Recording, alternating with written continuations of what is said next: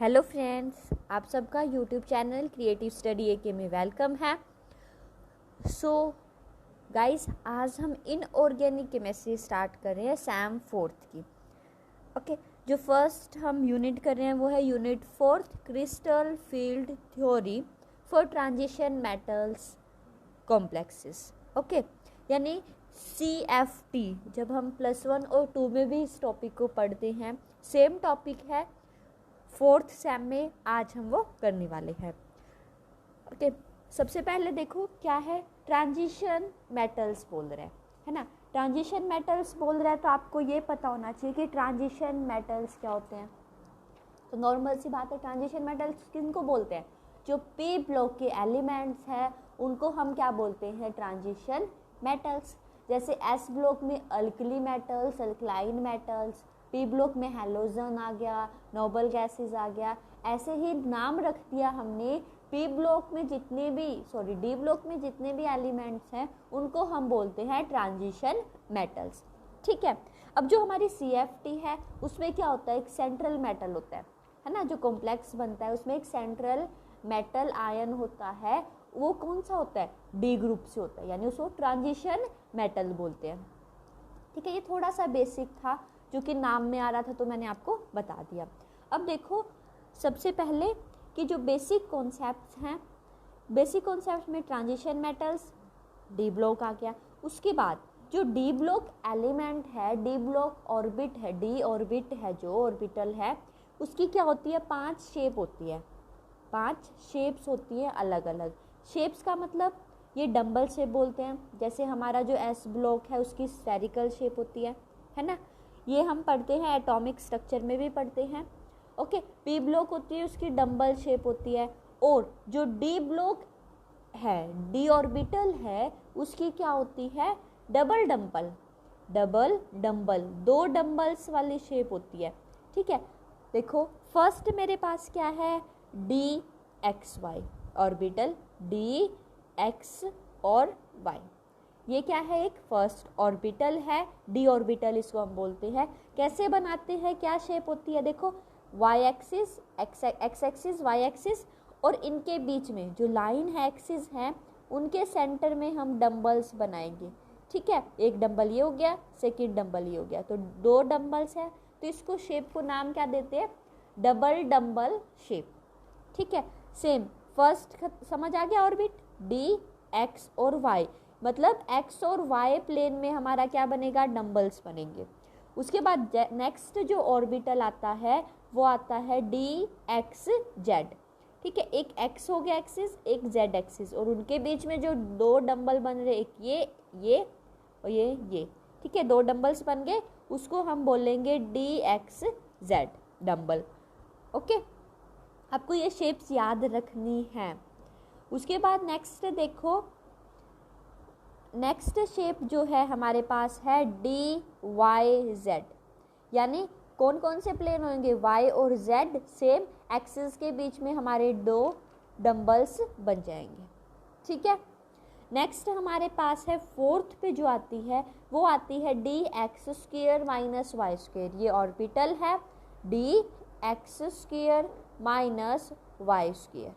ठीक है, इसमें देखो क्या करना है, अभी जो हम डंबल्स बना रहे थे वो एक्सिस के बीच में बना रहे थे, एक्सिस के बीच में बना रहे थे। जो हमारा X square minus Y square का डंबल बनेगा वो एक्सिस के ऊपर बनेगा। ये चीज़ आपको याद रखनी है। जैसे ये क्या है? एक्स एक्सिस, ये वाई एक्सिस। ठीक है, जो मेरा एक्सिस है इनके ऊपर क्या बनेंगे? मेरे डंबल्स बनेंगे। एक डंबल ये और सेकंड डंबल ये बन गया। ठीक है, ये मेरी किसकी शेप है? DX square minus Y square. समझ आ गया? नेक्स्ट देखो DZ स्क्वायर, ओनली क्या है? Z है। अभी तक 2 ले रहे थे हम, X Y Y Z। ठीक है, अब क्या है? अकेला DZ स्क्वायर। इसमें भी याद रखना है आपको कि क्या करेंगे? अकेला Z स्क्वायर आ गया, यानी क्या बनेगा? एक्सिस पर क्या बनेगा? डंबल बनेगा। एक डंबल ये बन गया, ये Z एक्सिस के अलोंग, क्योंकि Z ले रहे हैं तो Z एक्सिस के अलोंग डंबल बन जाएगा। फिर बीच में छोटी सी रिंग बनती है एक्स एक्सिस के अलोंग। ठीक है, इस शेप को हम बोलेंगे dz² ऑर्बिटल। समझ आ गया? यानी 5 क्या बनाता है, जो d ऑर्बिटल्स हैं वो कितने होते हैं, 5 होते हैं। ठीक है, अब देखो क्या लॉजिक है कि ये 5 ही क्यों होते हैं। ठीक है, 2 क्यों नहीं होते, 3 क्यों नहीं होते, 6 क्यों नहीं होते। तो हम पढ़ते थे एल पढ़ते थे क्वांटम नंबर्स में। एल की वैल्यू क्या क्या हो सकती है, 0 1 2 3। ठीक है, ये आपको याद रखना है, 0 1 2 3। 0 किसके केस में होती है, एस के, 1 किसके, पी, 2 किसके, डी, और 3 एफ के केस में। ठीक है, अब देखो एल अगर मेरा डी के केस में कितना है, 2 है, तो एम की वैल्यू क्या होती है, ये हम क्वांटम नंबर्स पढ़ते थे स्ट्रक्चर ऑफ एटम +1 में। ठीक है, तो एम क्या होगा, -L2 + L, है ना, ये है। तो इसमें क्या हो जाएगा, मेरे जो m की वैल्यू है वो क्या होगी, -2 -1 0 1 एंड 2। तो देखो 1 2 3 4 5 नंबर्स आ गए मेरे पास। तो 5 नंबर्स क्या शो कर रहा है कि मेरे जो ऑर्बिटल्स बनेंगे ना डी ब्लॉक के, वो कितने होंगे, 5 होंगे। ठीक है, ये लॉजिक होता है। अब देखो जब हम बनाते हैं तो जैसे ये इलेक्ट्रॉन्स फिल करते हैं तो बॉक्सेस बनाते हैं, तो वो बॉक्सेस 5 इसी अकॉर्डिंग बनाते हैं कि इनके कितने हैं, 5 ऑर्बिटल्स होते हैं, 1 2 3 4 और 5। ठीक है, ये डी ऑर्बिटल होता है। समझ आया? ओके, अब देखो एस में कितने होते हैं, ओनली सिंगल होता है, और पी में कितने होते हैं, 3 होते हैं। ठीक है, ये चीज़ें आप याद कर सकते हो। अगर एक ट्रिक और होती है जो मैंने याद किया था, देखो 1 3 5 ऑड नंबर्स हैं, ऑड नंबर्स की मल्टीप्लाई 2 से, ऑड नंबर्स की मल्टीप्लाई 2 से कितना हो जाएगा, 2 6 एंड 10। ये एस है, ये पी है, और ये डी है। अब देखो जो ये 2 6 10 आया ना, ये मेरे है कि मैक्सिमम नंबर ऑफ इलेक्ट्रॉन्स कितने आ सकते हैं, एस में 2, पी में 6 और डी में 10। ठीक है, और जो ये आगे वाले हैं 1 3 5, ये क्या है, ऑर्बिटल्स है, नंबर ऑफ ऑर्बिटल्स। पी में, एस में कितना होता है, 1, पी में 3, डी में 5। ठीक है, ऐसे भी याद कर सकते हो। ओके, 5 क्यों होते हैं, वो एल के लॉजिक से हमें एक्सप्लेन करना है कि एल 2 है तो एम की वैल्यू 5 आएगी, -2 से लेके +2 तक, तो उसमें कितने आगे टोटल 5 नंबर, तो उसके कितने ऑर्बिटल्स होंगे, 5 होंगे। ठीक है, पांचों के नाम आपको पता होना चाहिए, कौन कौन से होते हैं, DXY, DYZ, DYZ, DXZ और DX² - Y², और लास्ट जो 5th है वो क्या होगा, DZ²। ठीक है, ये थोड़ा सा इंट्रोडक्शन है ताकि जब हम आगे इनको यूज़ करेंगे तो आपको प्रॉब्लम्स नहीं होगी कि ये क्या है, कहाँ से आए हैं। ये आपका छोटे जो क्लासेस पढ़ते थे +1 +2 9 10th, उसमें ये टॉपिक्स आते हैं। ठीक है, बट हम चैप्टर स्टार्ट करने से पहले ये चीज़ें हमें पता होनी चाहिए। अब देखो नेक्स्ट जो है मेरे पास वो है कि हम पीरियोडिक टेबल,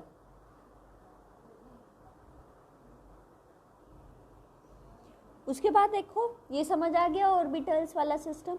उसके बाद हमारे पास आता है इलेक्ट्रॉनिक कॉन्फ़िगरेशन। इलेक्ट्रॉनिक कॉन्फ़िगरेशन कैसे लिखते हैं, क्योंकि क्रिस्टल फील्ड थ्योरी कर रहे हैं, उसमें जो मेन चीज़ है वो एक तो ऑक्सीडेशन स्टेट फाइंड आउट करनी है, और एक हमें क्या करना है, इलेक्ट्रॉनिक कॉन्फ़िगरेशन।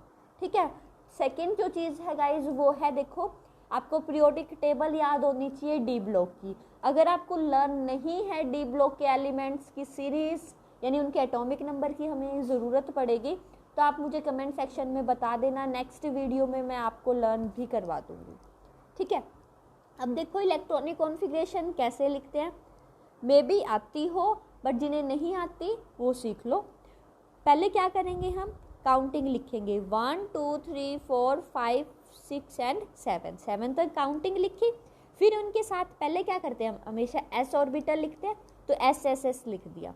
ठीक है, सेकंड में हम क्या करेंगे, 2 से स्टार्ट करेंगे, ऊपर से एक एक नंबर स्किप करते जाएंगे, यानी 1 गया, 2p 3p 4p 5p 6p and 7p। ठीक है, p के बाद d 3d 4d 5d 6d and 7d। फिर मेरे पास f आ जाएगा 4f, एक स्किप किया 3, 4f, 5f, 6f and 7f।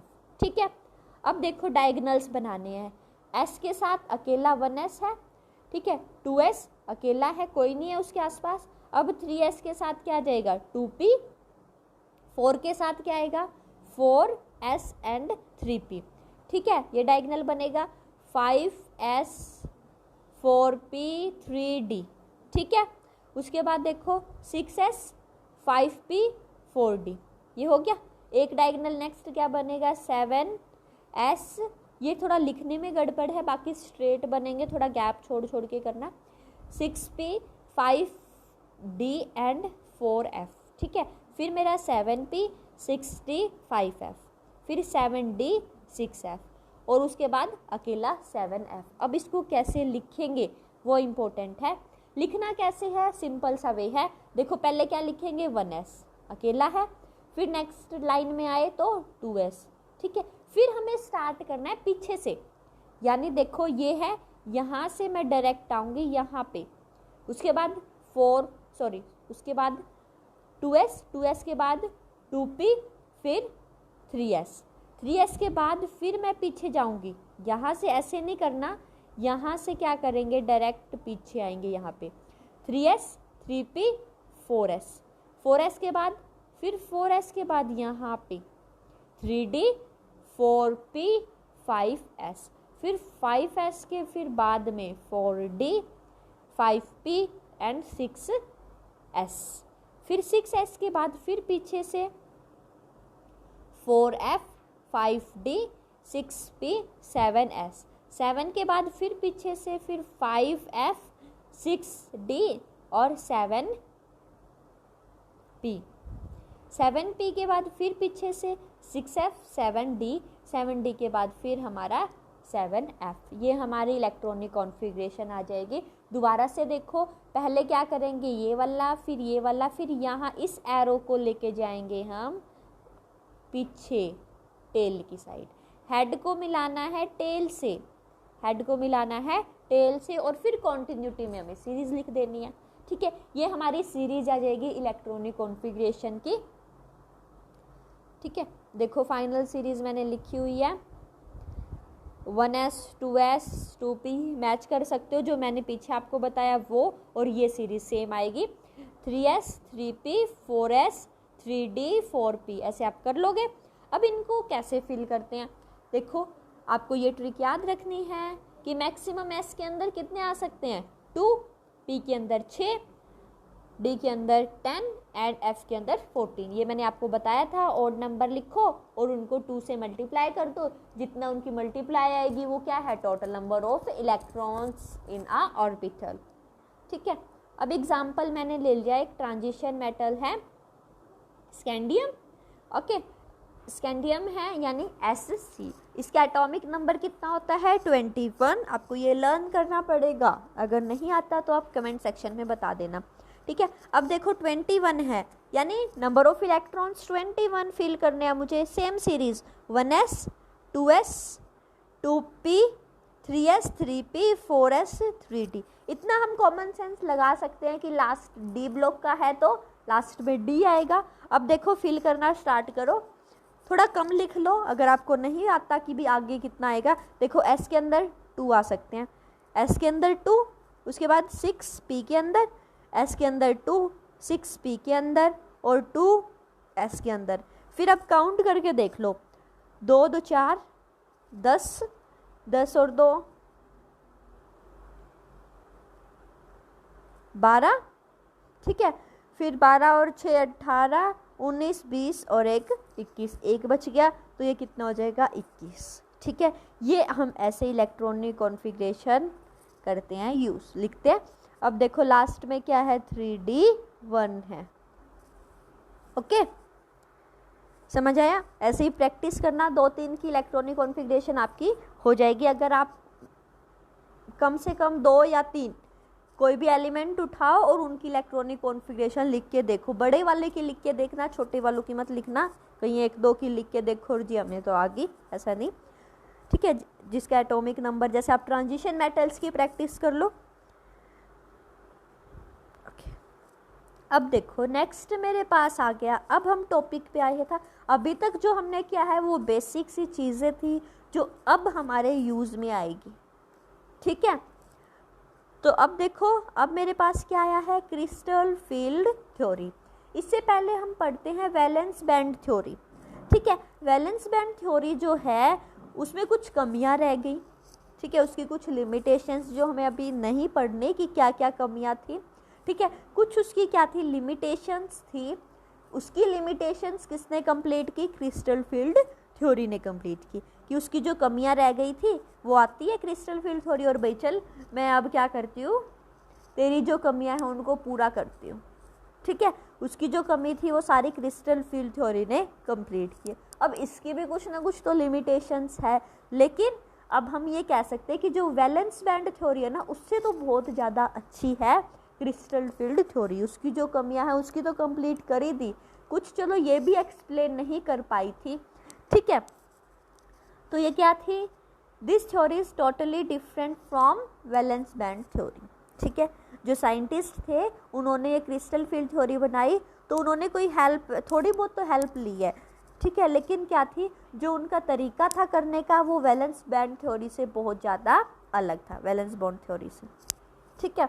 अब देखो क्या डिफरेंस था इनके बीच में। सबसे जो मेन डिफरेंस हम काउंट करते हैं वो देखो, मैंने कंपेयर किया है, ये वीबीटी है, ये सीएफटी है, क्रिस्टल फील्ड थ्योरी।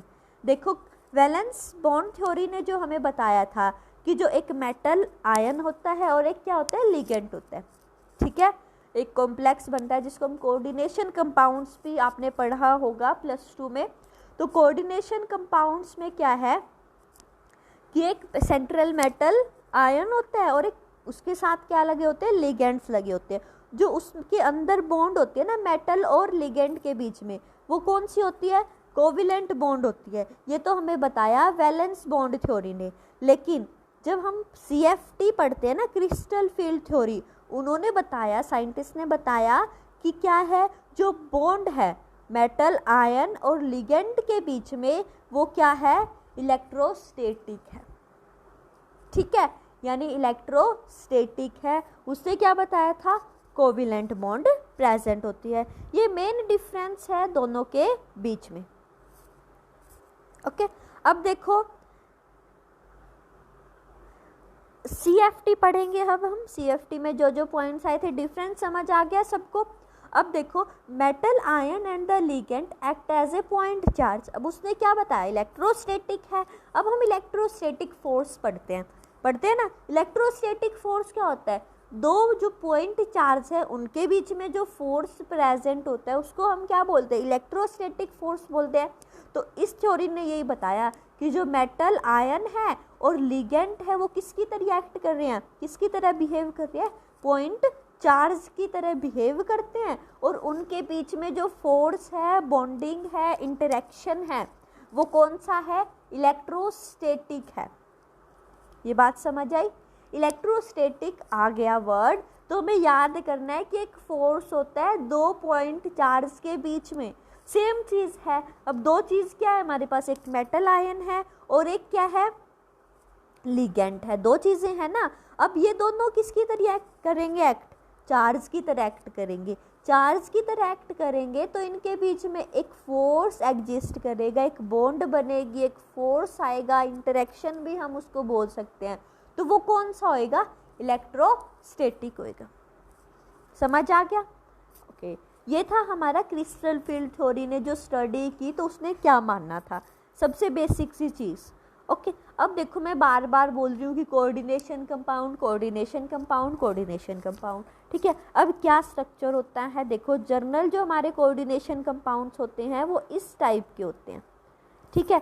जैसे देखो एम है, bracket start, square bracket start, M, ठीक है। कर्ली ब्रैकेट्स के अंदर मेरा एल है, एल के नीचे क्या है, एन है उसमें, और ब्रैकेट क्लोज, ब्रैकेट क्लोज के ऊपर एक्स पॉजिटिव, यानी कोई भी चार्ज है, पॉजिटिव या नेगेटिव दोनों में से कोई भी हो सकता है, और लास्ट में क्या है, जेड लगा हुआ है बाहर। जो जेड होता है ना उसको हम आयनाइजेशन स्फीयर बोलते हैं, ठीक है। ये टर्म छोटी छोटी आपको याद रखनी है कि क्या बोलते हैं इसको, हम आयनाइजेशन स्फीयर बोलते हैं, ठीक है। ये जो स्क्वायर ब्रैकेट है ये वाला, इसको हम कोऑर्डिनेशन स्फीयर बोलते हैं। जो स्क्वायर ब्रैकेट है इसको हम कोऑर्डिनेशन स्फीयर बोलेंगे।